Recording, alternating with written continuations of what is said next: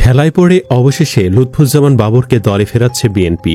শুরুতে অবহেলা করলেও এবার হুঁশ ফিরেছে। একের পর এক বিশ্ববিদ্যালয় শিবিরের জয়ে নড়ে চড়ে বসেছে বিএনপি। সম্প্রতি প্রায় ১৯ বছর পর স্বরাষ্ট্র মন্ত্রণালয়ে যান বিএনপি নেতা ও সাবেক স্বরাষ্ট্র প্রতিমন্ত্রী লুৎফুজ্জামান বাবর। সচিবালয়ে স্বরাষ্ট্র উপদেষ্টার সঙ্গে তিনি ২ ঘণ্টাব্যাপী বৈঠক করেন। বিএনপির ইশারা ছাড়া নিশ্চয়ই সরকারের সাথে বৈঠকে বসতে পারেননি তিনি। তার মানে অবশেষে বাবরকে সামনে আনতে শুরু করেছে দলটি। এর আগে বাবর সেই জানুয়ারিতে কারামুক্ত হলেও বিএনপি কোনো গুরুত্বপূর্ণ কাজে তাকে ডাকেনি। কিছুদিন আগে বিএনপি ছেড়ে জামাতে যোগ দেবার গুঞ্জন রটেছিল। তারপরই বিএনপি তাকে সামনে আনল। অথচ এই লোকটি ২০০১ থেকে ২০০৬ মেয়াদে স্বরাষ্ট্র প্রতিমন্ত্রীর দায়িত্বে ছিলেন। বৈঠক শেষে বাবর সাংবাদিকদের জানিয়েছেন, বিএনপির ভারপ্রাপ্ত চেয়ারম্যান তারেক রহমান শিগগিরই দেশে ফিরছেন, তাই তার নিরাপত্তা নিয়ে উপদেষ্টার সঙ্গে কথা বলেছেন। বৈঠকটি ফলপ্রসূ হয়েছে। প্রত্যক্ষদর্শীরা জানিয়েছেন, সাবেক স্বরাষ্ট্র প্রতিমন্ত্রী লুৎফুজ্জামান বাবর স্বরাষ্ট্র মন্ত্রণালয়ে যান বিকেল 4:15টার দিকে। সেখানে স্বরাষ্ট্র উপদেষ্টা লেফটেন্যান্ট জেনারেল অবসরপ্রাপ্ত জাহাঙ্গীর আলম চৌধুরীর সঙ্গে বৈঠক করেন।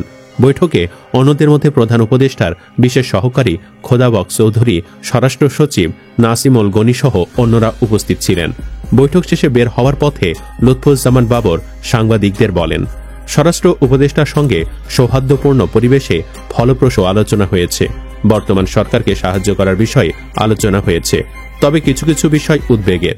কি বিষয়ে উদ্বিগ্ন? সাংবাদিকদের এমন প্রশ্নের জবাবে তিনি বলেন, পতিত সরকারের সাবেক প্রধানমন্ত্রী শেখ হাসিনার সঙ্গে পার্শ্ববর্তী দেশে এস আলমের একটি সভা হয়েছে, যে সভার উদ্দেশ্য ছিল নির্বাচন বানচাল করা। এটা উদ্বেগের। এ বিষয়ে উপদেষ্টার সঙ্গে আলোচনা হয়েছে। আরও অনেক বিষয় আলোচনা হয়েছে। তার মধ্যে অবৈধ অস্ত্র ও লুট হওয়া অস্ত্র উদ্ধার না হওয়ার বিষয়টি রয়েছে। বাবর বলেন, তারেক রহমান শিগগিরই দেশে ফিরছেন, তার নিরাপত্তা নিয়ে আলোচনা হয়েছে।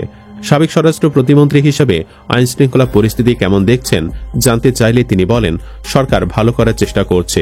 তবে সবচেয়ে আলোচনার বিষয়, এত জনপ্রিয় হলেও বিএনপিতে তার কোনো পদ নেই। এই অবস্থায় প্রশ্ন উঠেছে, লুৎফুজ্জামান বাবরকে কিভাবে মূল্যায়ন করবে বিএনপি? লুৎফুজ্জামান বাবর ১৯৯১ সালের ৫ম জাতীয় সংসদ নির্বাচনে নেত্রকোনা ৪ আসন থেকে প্রথমবারের মতো সংসদ সদস্য নির্বাচিত হন। পরবর্তী সময়ে আরও ২ বার এমপি হন তিনি। ২০০১ সালে বিএনপি সরকার গঠন করলে বাবর পান স্বরাষ্ট্র প্রতিমন্ত্রীর দায়িত্ব। সে সময় তিনি বেশ প্রভাবশালী ছিলেন। তবে তার রাজনৈতিক ক্যারিয়ারে বড় ধাক্কা আসে 1/11-এর সময়। রাজনৈতিক পট পরিবর্তনের পর ২০০৭ সালের ২৮ মে গ্রেফতার হন তিনি। ২১ আগস্ট গ্রেনেড হামলা, চট্টগ্রামে 10 ট্রাক অস্ত্র মামলা সহ একাধিক মামলায় দীর্ঘ কারাবাসে থাকতে হয় সাবেক এই প্রতিমন্ত্রীকে। কারাবাসে থাকতেই এসে পড়ে ৯ম জাতীয় সংসদ নির্বাচন। দলনিষ্ঠ লুৎফুজ্জামান বাবর তখন বন্দী থাকায় বিএনপি তার আসনে অন্য একজনকে মনোনয়ন দেয়। তবে তিনি কারাগারে থেকে স্বতন্ত্র প্রার্থী হিসাবে নির্বাচনে অংশ নেন। স্বতন্ত্র প্রার্থী হওয়ায় ২০০৮ সালের ২৭ ডিসেম্বর ভোট গ্রহণের মাত্র ৩ দিন আগে শৃঙ্খলা ভঙ্গের অভিযোগে বিএনপি বাবরকে বহিষ্কার করে। সে সময় তিনি ছিলেন দলের কেন্দ্রীয় প্রকাশনা সম্পাদক। তবে এই বহিষ্কারাদেশ দীর্ঘস্থায়ী হয়নি। ভোটের কয়েকদিন পরই বিএনপি চেয়ারপারসন খালেদা জিয়া এক চিঠির মাধ্যমে বহিষ্কারাদেশ প্রত্যাহার করেন। চিঠিতে উল্লেখ করা হয়, বাবর ভবিষ্যতে নিষ্ঠা ও দক্ষতার সঙ্গে দলের সাংগঠনিক শক্তি বৃদ্ধিতে অবদান রাখবেন বলে বিএনপি আশাবাদী। বহিষ্কারাদেশ প্রত্যাহার হলেও বাবরকে গত ১৭ বছর ধরে বিএনপির কোনো দলীয় পদ দেওয়া হয়নি। অথচ কারাগারে থাকা অবস্থায় দলের আরেক নেতা আব্দুস সালাম পিন্টুকে বিএনপির ভাইস চেয়ারম্যান করা হয়েছিল।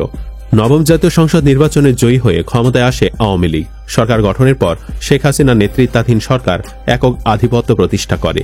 বিরোধী মত দমন, গুম খুন, বিচার ব্যবস্থা নিয়ন্ত্রণ সহ ক্ষমতার অপব্যবহারের অভিযোগ ওঠে আওয়ামী লীগের বিরুদ্ধে। ৪ মেয়াদের শাসনামলে বিএনপি চেয়ারপারসন থেকে শুরু করে তৃণমূলের নেতাকর্মীরাও সরকারের নির্যাতনের শিকার হন। কারাবরণ থেকে শুরু করে হত্যার শিকার হন বহু নেতাকর্মী। তবে ছাত্র জনতার অভ্যুত্থানের মুখে ১৫ বছরের শাসনের অবসান ঘটে। ক্ষমতা ছাড়তে বাধ্য হয়ে শেখ হাসিনা আশ্রয় নেন ভারতে। শেখ হাসিনার শাসনামলে লুৎফুজ্জামান বাবরকে 10টা অস্ত্র মামলায় মৃত্যুদণ্ড দেওয়া হয়। এছাড়া ২১ আগস্ট গ্রেনেড হামলা মামলায় তাকে যাবজ্জীবন কারাদণ্ড দেওয়া হয়েছিল।